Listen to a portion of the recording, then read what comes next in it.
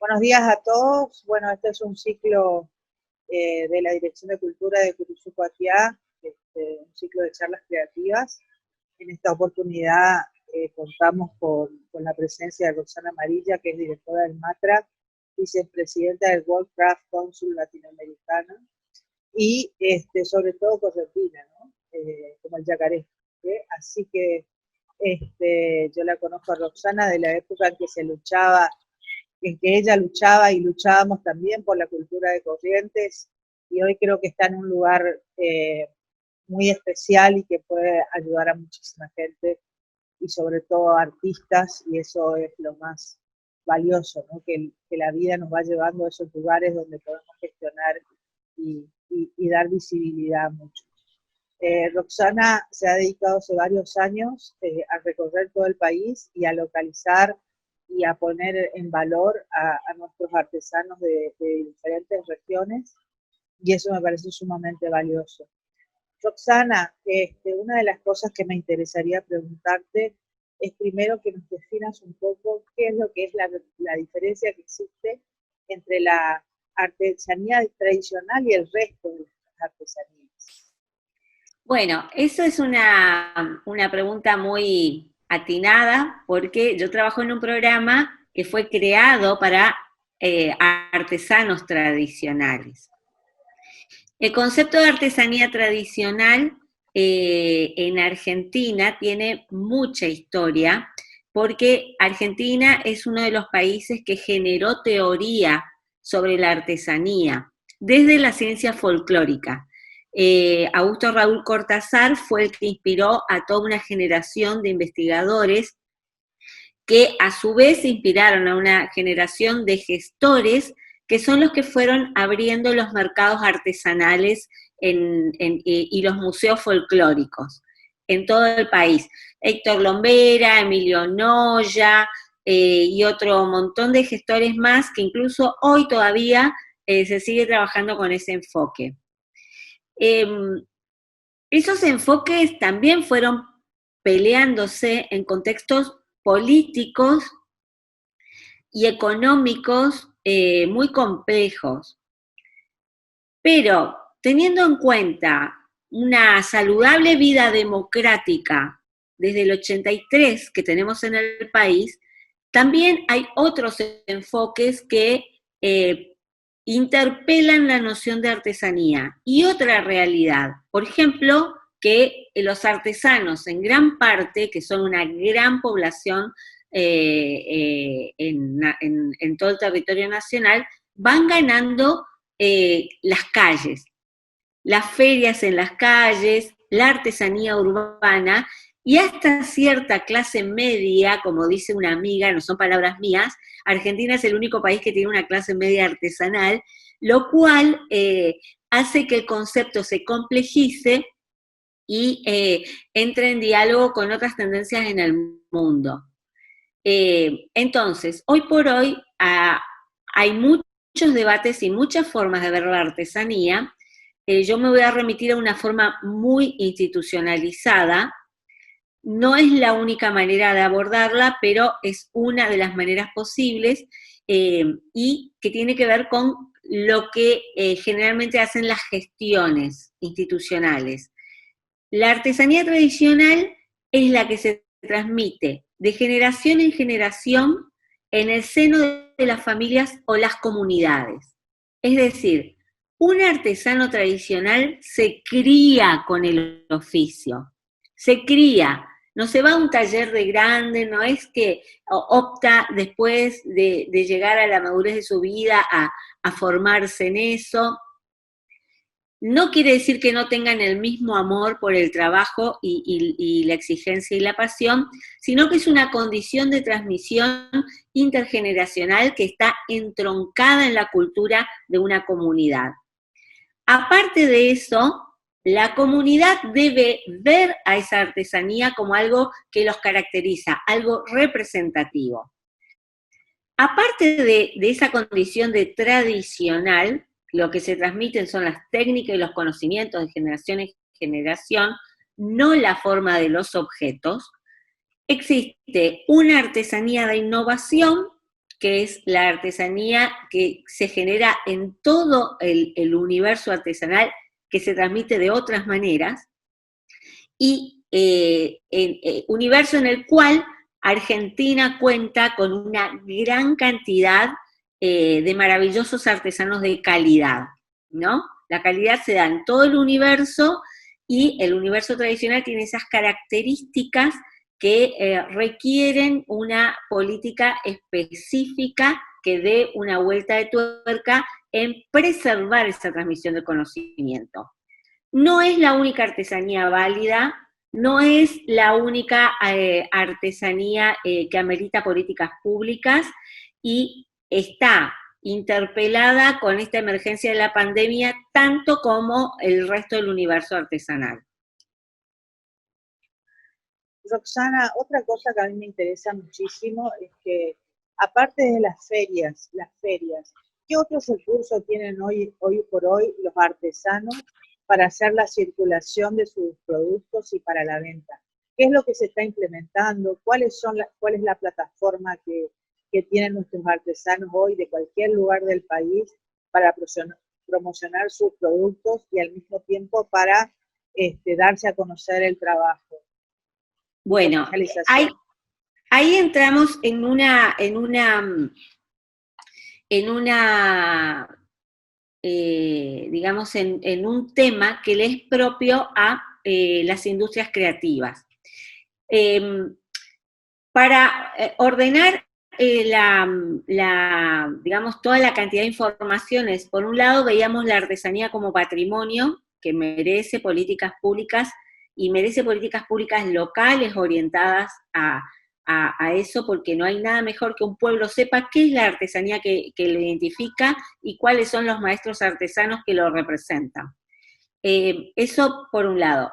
Y por otro lado, la circulación de las artesanías y la interacción con otros sectores en la economía de la cultura es un tema que le corresponde a las industrias creativas.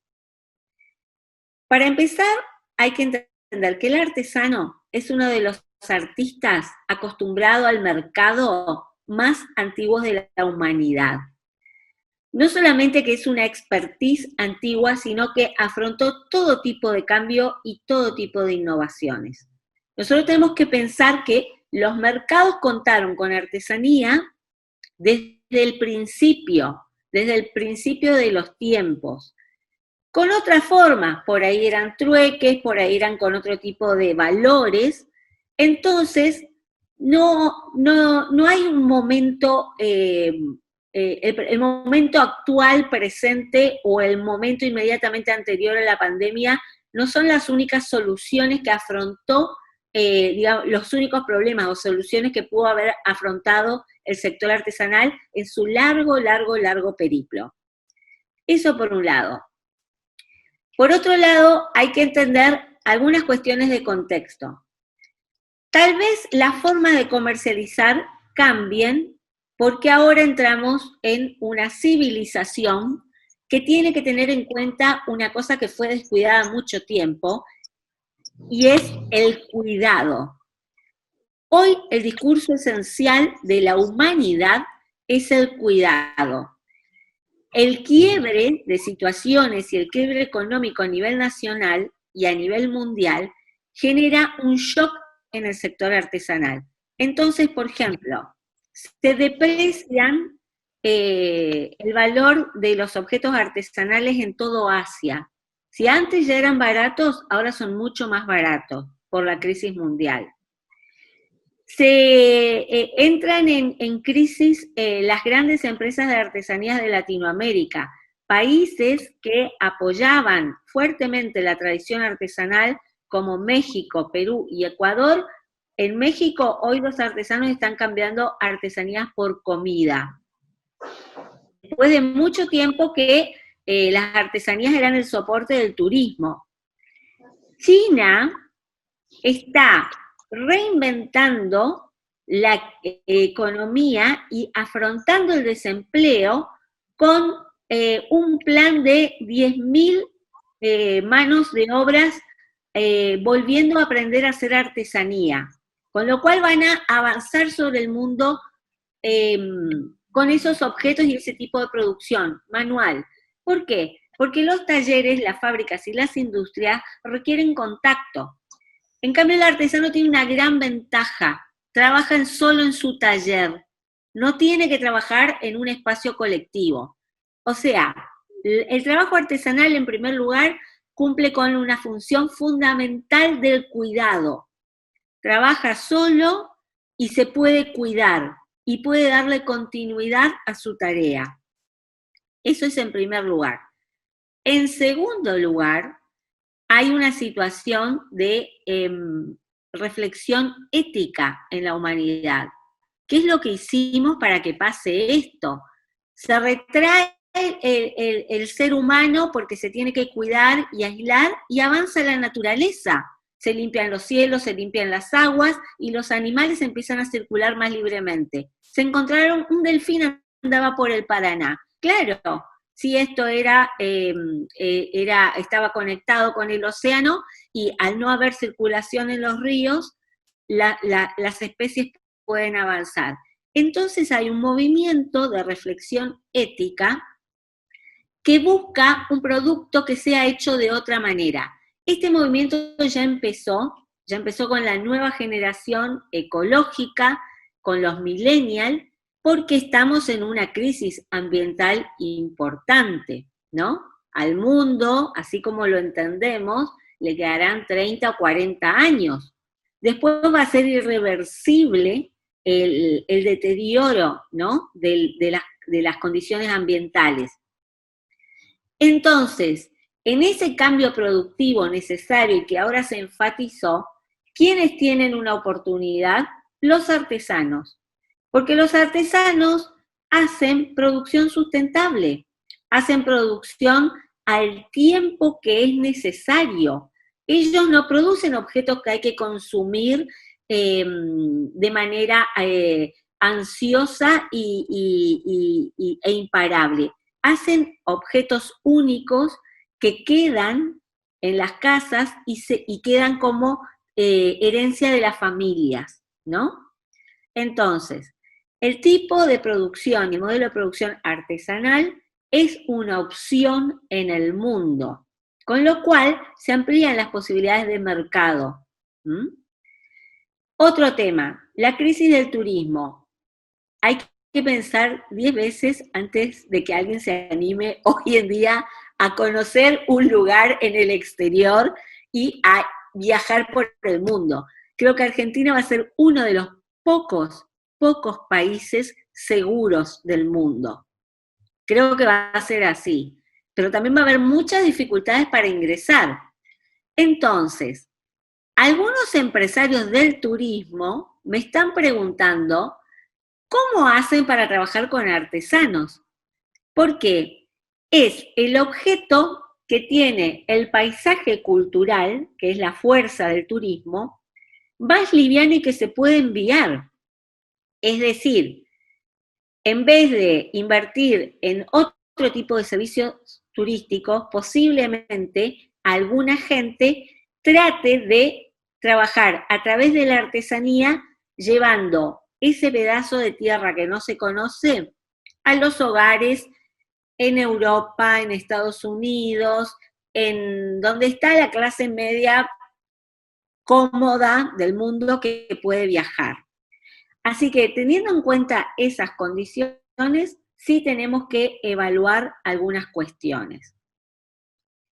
El otro día estuve en un foro latinoamericano escuchando a muchos artesanos con situaciones realmente angustiantes, y una artesana dijo, acá tenemos dos cuestiones.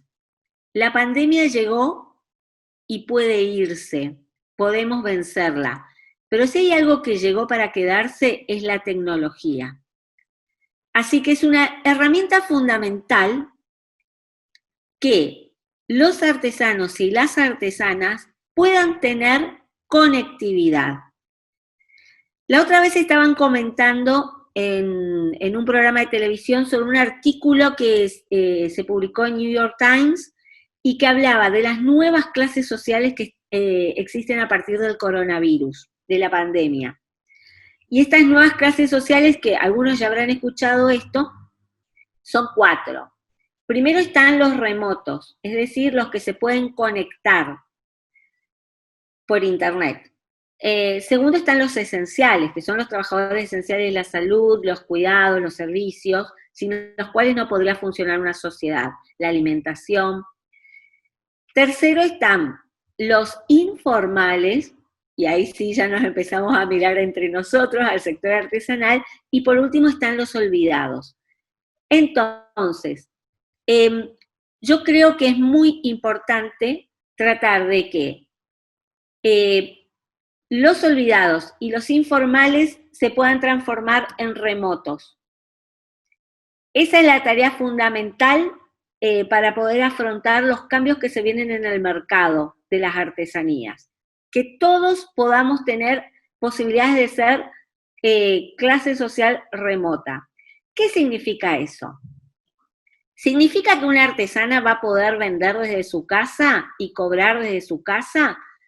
Sí, pero también significa que si una artesana no puede hacerlo, pueda participar a través de internet de un grupo donde sí se pueda generar esa transacción, donde se pueda contactar por lo menos con posibles compradores y elegirlos. Esa es una posibilidad, elegirlos. Entonces, si una artesana no sabe navegar, pero a lo mejor puede tener una conectividad para recibir ofertas, al menos va a tener la posibilidad de decidir. Y en eso, el rol del acompañante o de la gestión que acompaña a los artesanos es fundamental. Por último, un elemento que es muy importante, digamos, la tendencia a la elección al modo de producción artesanal, se le viene otra tendencia muy fuerte que tiene que ver con esa inseguridad que está ante lo desconocido, y es el comercio de cercanía. Es decir, la gente va a elegir comprar lo que conoce y lo que está cerca. Y los lazos de solidaridad productivo se van a generar desde las comunidades hacia las regiones. ¿Sí? Eso quiere decir que hay que fortalecerse localmente. Y hay que fortalecerse en base a algunas cuestiones. Por ejemplo, ¿qué más importante hoy que el hogar? Que es donde vamos a pasar gran parte de nuestra vida hasta que se consiga una vacuna y eso sea socializado en toda la humanidad y no haya riesgo.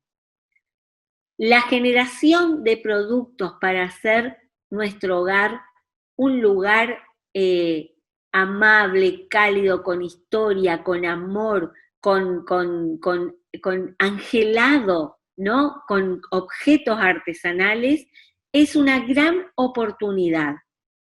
Así que por ahí pasan muchas de las producciones que se están pensando ahora desde algunos lugares del mundo y que nosotros tenemos, digamos, toda la capacidad para poder generar esas posibilidades de mercado.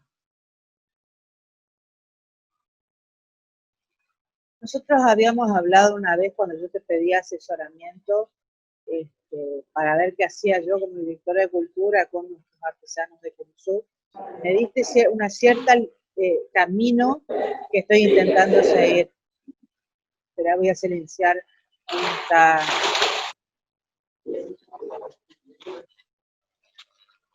Bueno, una de las cosas que me dijiste es que trabajes sobre la identidad. ¿Cómo fortalecemos esa idea? ¿Cómo fortalecemos nosotros desde nuestro lugar de trabajo, como artesanos, como gestores? ¿Cómo trabajamos la identidad en la producción de nuestras artesanías? Bueno, por empezar, nosotros tenemos una gran ventaja, que es algo increíble en Corrientes, es que nosotros no tenemos crisis de identidad, ¿viste? Nosotros sabemos quiénes somos, qué nos gusta, y estamos orgullosos de eso, no tenemos problemas de identidad. No tenemos que mirar a Europa, no tenemos que mirar a Buenos Aires tampoco, porque somos capaces de ser nuestra propia usina cultural. Y en las artesanías eso es un tema que está pendiente todavía, porque se priorizó culturalmente otra cuestión que está muy bien, pero queda por recorrer. Yo creo que tenemos los elementos simbólicos necesarios para esa identidad, que son elementos que el trabajo con cultura y con identidad siempre tiene que ser participativo. No puede ser un laboratorio donde algunos definan 3, 4 temas icónicos para que los artesanos hagan. Eso sería tratar a los artesanos como una mano de obra calificada. Sucede mucho en el trabajo colaborativo con diseñadores o con artistas. Me parece que no es el camino, me parece que se puede experimentar con eso una vez o 2 veces, pero me parece que el sector artesanal tiene la fuerza, la potencia y la autonomía para poder hacer su propia experimentación identitaria. La identidad siempre está atada a la técnica. Vos tenés, porque el artesano es leal a la técnica, al oficio, a diferencia de otros artistas. Entonces, en las posibilidades técnicas también están las posibilidades del desarrollo identitario, de la identidad de los objetos. Nosotros somos, el MATRA es punto focal, el Comité de Referencia Nacional, de un programa que se llama de calidad artesanal, que es un programa que se utiliza en el mundo, en diferentes regiones del World Class Council, del Consejo Mundial de Artesanías. Y la calidad artesanal tiene los siguientes parámetros: la alta destreza técnica vista en las piezas, que tengan muy buenas terminaciones, que sea una pieza que tenga una calidad de factura importante, que sea una muy buena pieza desde la perspectiva técnica, que sea una pieza comercializable, que se pueda vender en cualquier lugar del mundo, que le pueda gustar a una persona en París, en Asia o en Estados Unidos, que tenga buenas prácticas en la producción, o sea que no haya, por ejemplo, especies en riesgo, que no haya trabajo infantil, etc. Que tenga diseño e innovación en el sentido de que pueda ser una pieza que le da una vuelta de tuerca, o que su diseño artesanal sea muy interesante para la funcionalidad. Y el punto más importante para mí es que sea auténtica. ¿Qué es la autenticidad? Entonces, en un momento, yo pensaba, la autenticidad es cuando la pieza artesanal te dice de dónde es. Te habla de su lugar, o te habla de su población, o te habla de su manera de ver el mundo. ¿Cómo se logra eso? A veces no es tan fácil, porque a veces un telar María es un telar María, y ¿qué diferencia hay con otros artesanos y artesanas que trabajan en telar María? Entonces, yo tuve la posibilidad de comprobar eso con un cuerpo de objetos grande, que fue una muestra que hice en el año 2018 en el Senado de la Nación, en el Museo Parlamentario. Era una muestra de ponchos de todos los senadores y senadoras que consiguieron ponchos de todo el país. Entonces, como había poco espacio, tuve que armar islas por regiones. Y aparte que todos los senadores queden contentos, que tenían su poncho metido ahí. Y fue muy complejo, porque, viste, ponchos de todo el país, una diversidad impresionante, cómo hacía para que no te quede todo encimado, todo saturado y pueda ser lindo y elegante. Y en la isla del litoral, todos los ponchos eran de lana cruda y todos estaban hechos con telar María. Con lo cual, yo dije, bueno, acá hay una característica regional importante. Claro, en Entre Ríos y en Corrientes se usa el ponchito una vez al año, ¿no? En junio, julio, en esos fríos húmedos que tenemos y que hay que ponerse algo que después te sacás fácilmente porque no somos gente de abrigarnos mucho. Entonces, no estamos tiñendo, hilando fino, o sea, no trabajamos para un poncho que se usa muchas veces en el año, muchos días en todas las tareas.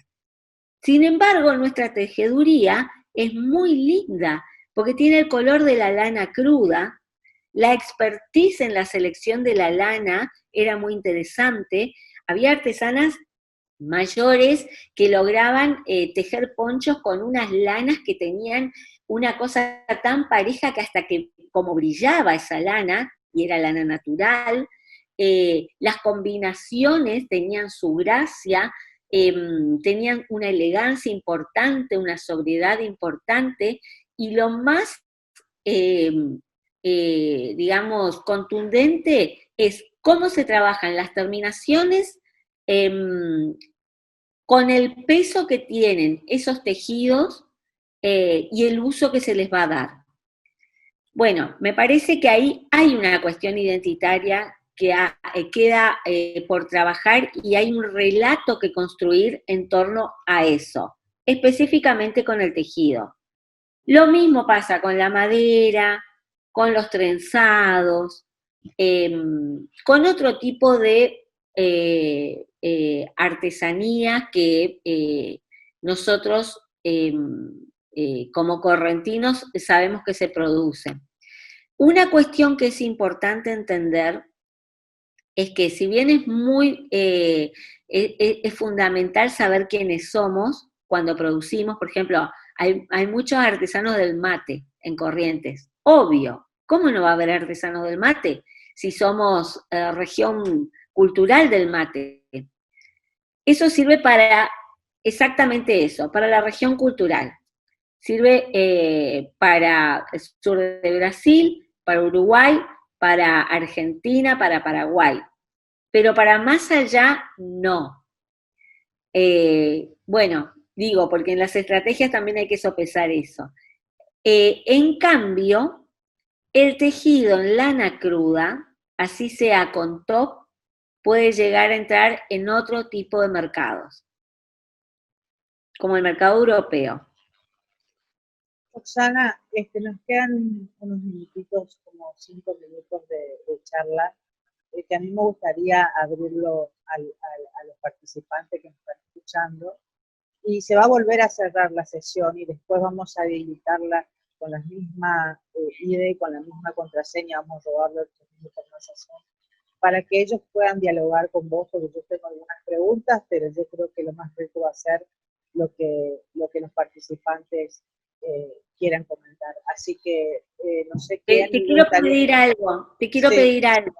que priorices a las preguntas de las artesanas y artesanos de Curuzú, para aprovechar bien. O Bueno, sea, puedo hablar con todos, pero me gustaría primero contestarles a los de Curuzú, si es que los tenés identificados.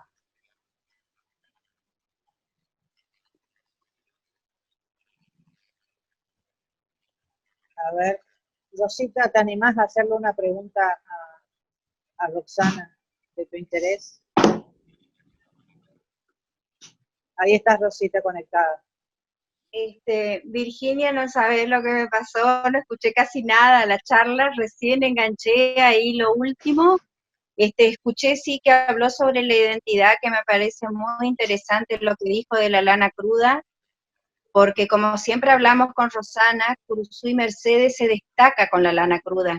Y me pareció muy importante eso que dijo, y deberíamos trabajar nosotros acá los artesanos de Curuzú y Mercedes, o sea, a trabajar más con la lana cruda, no tanto con coprolán. Me pareció muy acertado eso que dijo. ¿Alguien quiere? ¿Le contesto? Sí. Bueno, Rosa, un gusto verte, te perdono que no hayas escuchado porque está muy linda la ruana que tenés atrás, no sé si es tuya o no, pero ya me la veía con la ruana puesta. Bueno, hay dos cuestiones. Esas son las cuestiones que no hay que abandonar, que yo te diría que es casi patrimonial eso. La identidad de las piezas de lana cruda es propio. Yo tengo algunas cosas de lana cruda y es mi corriente eso acá adentro. Cuando las saco, cuando ya viene el frío húmedo en Buenos Aires, hasta el olor es volver a mi casa. No solo hay que fortalecer eso, sino que habría que hacer una estrategia tratando de comparar con piezas que se hacían antes, que la que hizo ese trabajo en Corrientes, y está en un librito, pero ella trabajó sobre zona de Liberá, habría que hacerlo con lo que es la meseta, ¿no? Corrientes, Mercedes y Curuzú, comparar con las piezas que hacían antes, algunas que estén en casa de abuelos, familiares, en algún museo local, si es que están, para poder darle continuidad o tener algo para contrastar, eso sería importante. Y también hay que saber que la lana cruda sirve para, en una aguerrida estrategia comercial, serviría para algunas cosas y la de coprolán para otras cosas. Porque no podemos negar que la suavidad y la liviandad que se logra con un hilado de top es diferente.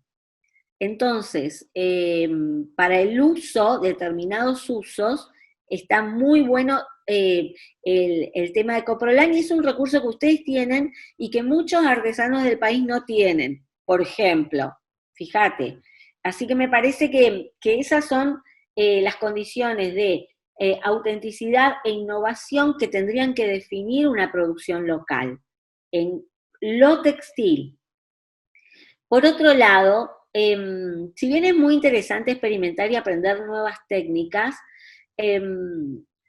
las técnicas y el estilo local siempre facilita el modo de presentarse ante el mundo. Continuamos con las preguntas del público para Roxana Amarilla. Yo quisiera preguntarte si hay alguna dirección, alguna página, algo como para conectarse con los otros artesanos de la República Argentina, de nuestra zona, o con posibles compradores de artesanía. Sí, hay mucha información que está dando vuelta. No quiero adelantar, nosotros estamos trabajando en un proyecto de una comunidad, pero no quiero adelantar mucho porque estamos en etapa de laboratorio todavía, porque las herramientas que antes teníamos pensadas no son las más aptas ahora. Así que también los estados se han visto interpelados y estamos trabajando en algunas herramientas. Para lo cual yo les diría que aprovechen para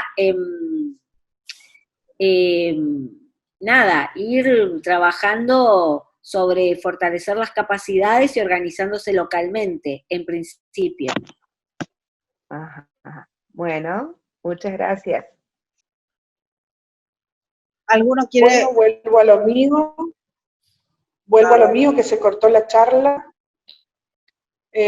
Nada, quería contar, en Cataña tenemos el pueblo originario, tenemos 8 artesanas que se dedican a la artesanía original de su pueblo, con muy buena producción. Estamos trabajando con ellas para poder vender al país y al exterior. Ya hemos logrado algunas conexiones muy buenas. Dentro de lo que es la capital de Chaco, que estamos a 5 kilómetros de Resistencia, tenemos buen flujo de gente que viene a visitarlos, ellas dan talleres también, o sea que si tenemos un turismo receptivo interno, muy bien podemos recibirlos, coordinar con ellas, que ellas se dedican a eso. El año pasado estuvimos trabajando con turismo receptivo con ellas, la gente que venía a Resistencia, ya sea por cuestiones personales o laborales, pasaba hacia el salón artesanal, compraba las artesanías de las chicas, y nada, eso, ver cómo más podemos ayudarlas desde el área de ustedes, desde MAPRA. Participan de todas las ferias artesanales que hay, de pueblos originarios, como así también de los criollos, ¿no es cierto? Y bueno, después si necesitan, tienen mi mail ahí y me pasan los suyos, les mando imágenes de las cosas hermosas que hacen, y son unas personas maravillosas, así que podemos trabajar en lo que es la venta de artesanías desde ellas mismas hacia el país, hacia la Argentina, hacia el mundo, como así también recibirlos turísticamente. Eso quería hablar.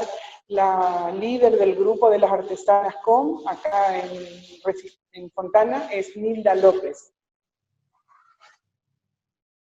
¿Qué hacen? ¿Cerámica o cestería? Cestería. ¿Cómo? Las dos cosas, cerámica y cestería. Manos, caretas, pavita, ollas, con un hotel del interior del Chaco. Ellas le estuvieron haciendo la producción de ollas para hacer las cocciones, ya que este hotel, dentro de lo que es la hotelería, también tiene gastronomía, así que pudimos Perdón, te hago una pregunta. ¿La cerámica es de barro crudo o es resistente a fuego? Resistente a fuego, resistente ¿Sí? a fuego. Sí, sí. Bueno, te vuelvo a repetir, estamos trabajando en un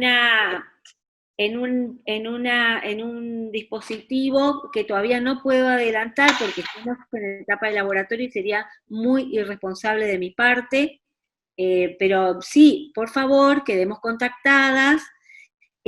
Lo que sí hay que tener conciencia, y esto quiero que lo entiendan, nosotros estamos viviendo un movimiento estructural mundial. Lo que hace 3 meses dábamos por sentado como planificación, no va a ser lo que va a funcionar ahora. Entonces hay que pensar cosas como el turismo, que son los nuevos sectores que van a tener que reinventarse, se tiene que pensar de otra manera. Van a tener que primero conversar entre las artesanas de qué significan estos cambios.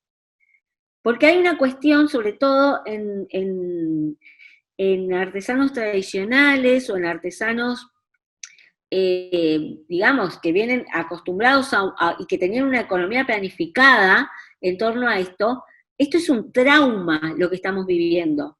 Un trauma importante que hay que afrontar y resolver, pero entendiendo que lo que se daba no va a ser así en el futuro. Entonces, en este momento que tenemos que trabajar para el cuidado y la alimentación y tratar de fortalecer lo local en torno a eso, hay que tratar de garantizar las capacidades para generar otro tipo de economía. En el caso de ustedes va a ser clave trabajar los envíos para la cerámica en condiciones, que es un problema. Y tengan en cuenta que Chaco va a ser una provincia que va a tener que tener mucha atención en el tema del cuidado, ¿no? Justamente por lo que se está afrontando. Así que bueno, desde ya estoy a disposición y quedemos conectadas para los pasos que se vendrán en breve, eso espero. Sí, sí. Nosotros de todas maneras siempre las acompañamos, estamos constantemente en contacto con Nilda, con su gente, desde el área de cultura como del municipio, como desde turismo, porque el Instituto de Turismo Chaco también está siempre acompañando con nosotros, porque hay una ruta que se encuentra a 500 kilómetros de Resistencia, pero la más cercana de lo que es en la provincia y la capital es acá en nuestra localidad. Sí, sí. Así que tenemos mucho trabajo por hacer. Lo que te propongo es que en todo caso profundicemos el tema en com, que es muy complejo. Por mail, por otras... Sí, claro, en otro momento sí. así pueden conversar los otros compañeros y compañeras, que acá estoy viendo ahí un par que están... No, está bien, quería contar nomás, ya que estuve escribiendo por privado. Cómo estamos.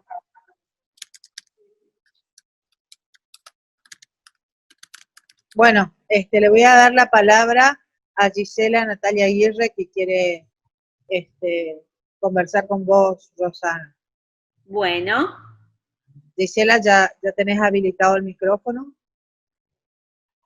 Bueno, antes que todo, buenos días a todos. Roxana, te conocí el año pasado en Arandú.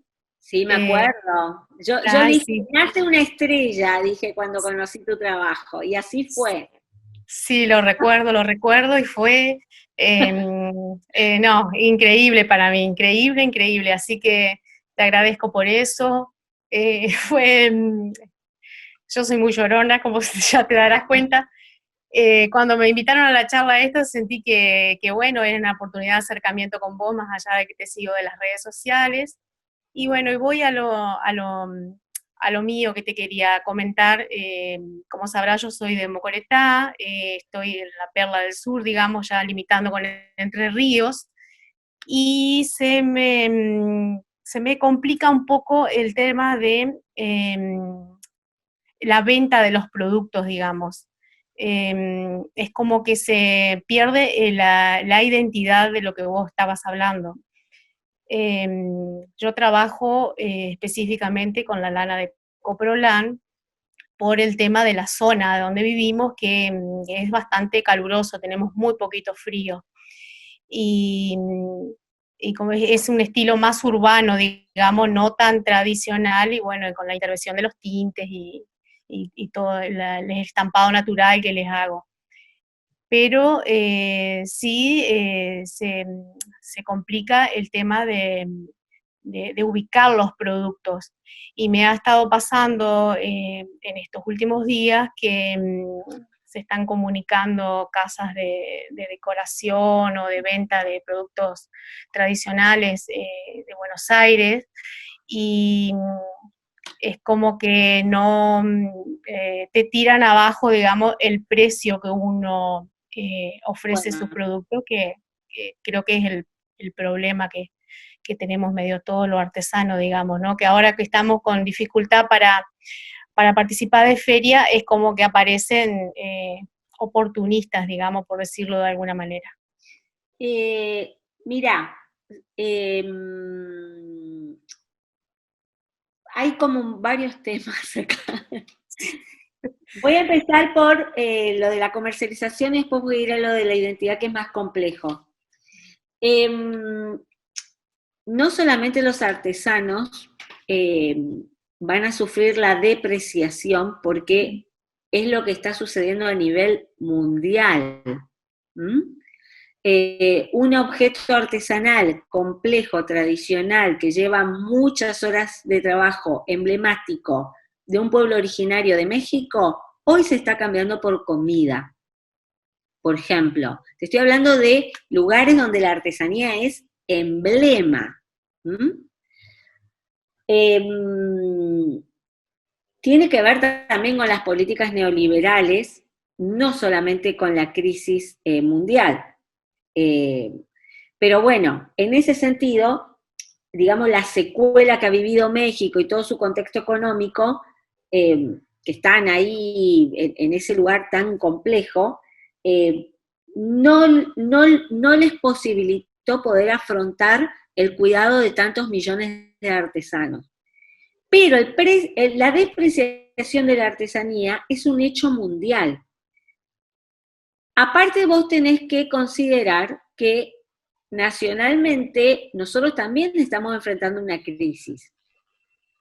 Entonces, es muy difícil mantener el precio justo, aunque es una batalla que tiene historia, ¿no? Los que antes ya te regateaban porque son comerciantes, hoy te van a regatear más aún, porque el precio bajó. Entonces, en un punto es como vos decís, pero por otra parte, es la confirmación lo que vos me estás contando de lo que me están, lo que está apareciendo por muchos lados, que las casas de decoración y las casas de comercialización, todos quieren tener objetos artesanales. Todos quieren tener, porque lo que hay que llevar ahora es la tierra, la madre tierra a los hogares. Entonces, las posibilidades de mercado están. Lo que hay que saber trabajar son las condiciones de esa negociación. Un poco por ahí pasa lo que estamos tratando de generar en el Ministerio de Cultura, pero son las cuestiones para las cuales hay que organizarse y hay que fortalecer las alianzas con los gobiernos locales en ese sentido. Eso por un lado. La cuestión de identidad. Yo no le llamaría urbano a lo que vos hacés. Lo llamaría innovador, porque en el contexto urbano, un pueblo originario que vive, que migró y vive en la urbanidad, sigue haciendo artesanía tradicional. Y la artesanía tradicional no se apoya en un objeto, no porque vos copies una faja pampa, vas a ser una artesana tradicional. Serás una artesana tradicionalista. Entonces, lo que te hace tradicional no es la forma del objeto, sino cómo vos aprendiste la técnica. Ahora, hay una cuestión de estilo, y esa cuestión de estilo regional sí es interesante porque te permite desarrollar un relato sobre tu producto, con lo cual se transforma ya en una fase hasta de comercialización, el relato sobre tu producto. Y para tener un mejor precio hay que fortalecer el relato sobre tu producto. Y tu fuerte es justamente el tinte. Entonces, el repertorio de piezas que vos hagas, siempre me parece aconsejable que aunque cada pieza sea única, hay que manejarse con un repertorio acotado de piezas. Las personas que hacen demasiadas piezas diferentes, es muy difícil que puedan sostener un relato ordenado para la comercialización.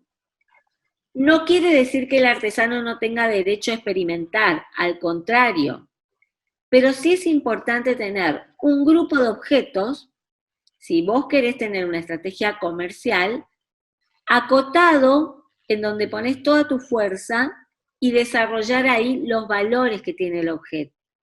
¿Y por qué sale plata eso? ¿Hay algún tinte que te cuesta trabajo? ¿Hay tinte que es de temporada? ¿Hay algunos que vos tenés que ir más lejos para recolectar? Bueno, toda esa expertise tiene que estar enunciada en el valor de tu objeto artesanal. Genial, Rosana. Muchísimas gracias. Bueno, espero que sirva. Sí, por supuesto. Un beso grande. Un beso.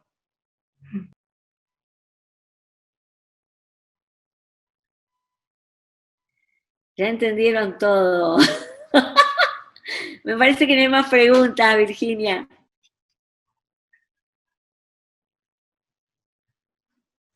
Se cayó Virginia, ¿no? Vamos a, perdón porque no habilité el micrófono, le voy a dar la palabra a Alejandra Barbosa, que tiene una última pregunta, y después Acá estoy viendo. cerramos la sesión. Alejandra, ya tenés habilitado el Hola, micrófono. Rosana. Hola, Sí, sí. Hola, Rosana. ¿cómo estás? Te cuento, soy docente, bien y vos, docente de una escuela nocturna, ¿no es cierto? Y de escuela primaria, y tengo familia y señora de 40, 60 años, y me encuentro con artesanas. ¿Cómo hago para ayudarlas? Poder mostrar sus trabajos, que ellos formen un microemprendimiento, que por ahí es difícil, la mayoría son tejedoras. No es difícil. A ver, siempre es importante saber mucho de la artesanía de la gente artesana. Porque en general las iniciativas de emprendedorismo se hacen sin tener en cuenta o sin conocer en profundidad el trabajo en el taller del artesano. Entonces, ahora estamos viviendo aislamiento porque si no te diría que vayas a tomar mate con ella y ver cuándo trabajan. Eso sería lo ideal. Sí, sí. Lo importante es saber cuándo aprendieron de sus madres, por ejemplo, son mujeres rurales que aprendieron de sus madres. Eso es... Algunas sí, y otras entre ellas se van pasando dentro del salón, ¿viste? Y van aprendiendo como un oficio para ellos. Y contame, ¿y qué técnica usan? ¿Usan telar o estás hablando de agujas? De agujas y algunas señoras mayores sí con telares. Bueno, esas señoras mayores, ¿y eso dónde sucede? ¿En Curuzú o dónde? En Curuzú, Bueno, trabajo en una escuela para jóvenes y adultos. Y en bueno, las horas que tenemos talleres, horas libres, ellos ahí van mostrando a sus compañeras, ¿no es cierto? bueno, ahí hay que hacer una Y ellos mismos se investigación. encargan de enseñarles. Sí, sí. Me parece que las señoras mayores que trabajan telar hay que saber si son artesanas tradicionales.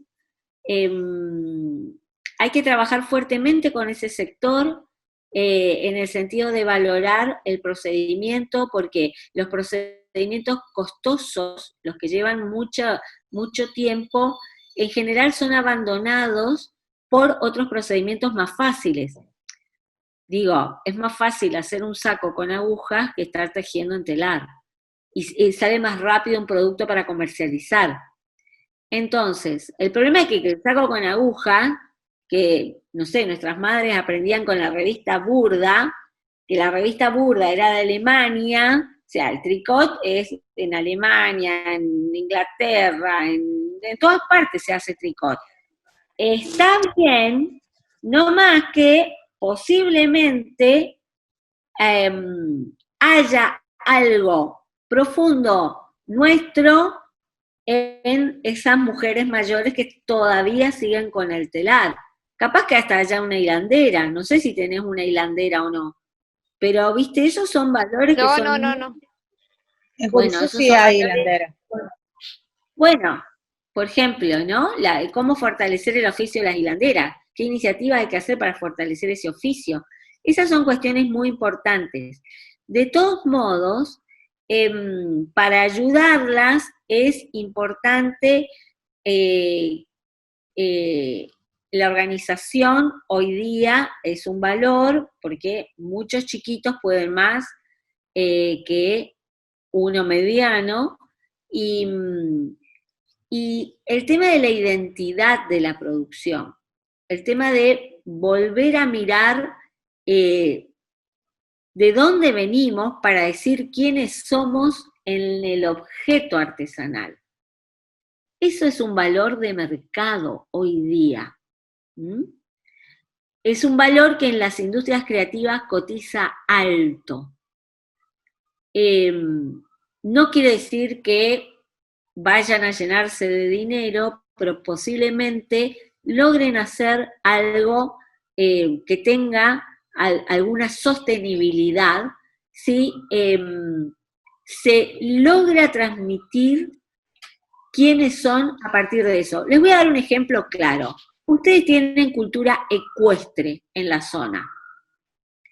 Cultura ecuestre y cultura chamamecera, ¿no? Entonces, vincular la producción textil al imaginario ecuestre, les doy un ejemplo.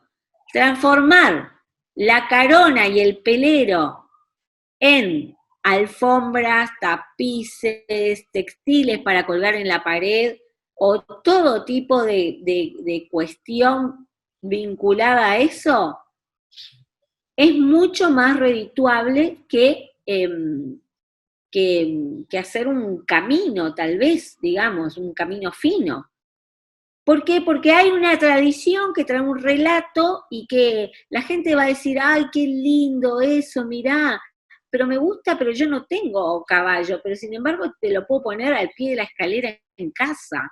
Ahora que estoy encerrada todo el día, me voy, viste, me lleno de la energía de la madre tierra, me paro arriba del pelero de Curuzú, ¿no? O sea, estoy diciendo, fantaseando, en el sentido de que hay todo un mundo en el cual se nutre, digamos, la producción artesanal. Por ejemplo, nosotros yo he conocido un ejemplo muy fuerte en estos últimos años, gracias a una de mis maestras, viajó al norte de Jujuy y volvió a reconectar a unas artesanas de una comunidad que hacen el tejido en telar tradicional de lana de llama y el bordado. Bueno, cuando mi maestra las reconecta con el mundo, todos se dieron cuenta que ya existían el municipio, la provincia, Buenos Aires, Nación, todos encontraron ahí la caja de Pandora, encontraron la recontraidentidad para vender, para el turismo y todo.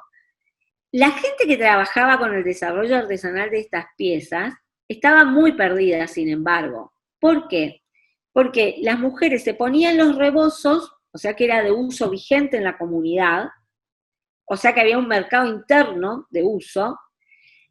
La tela había sido reemplazada por tela que compraban en Bolivia, industrializada, pero el bordado era artesanal.